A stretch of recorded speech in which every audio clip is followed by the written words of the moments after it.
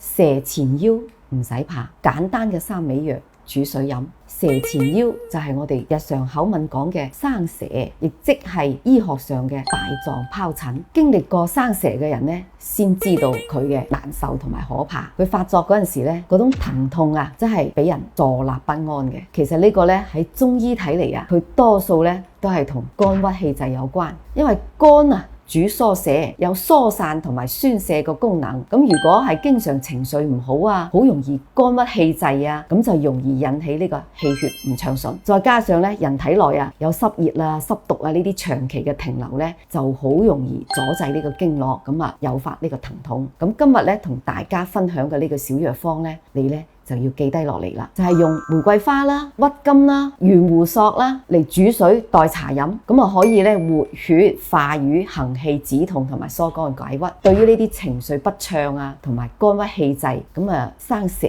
引發嘅呢啲疼痛咧係有一定嘅作用。大家學識未咧？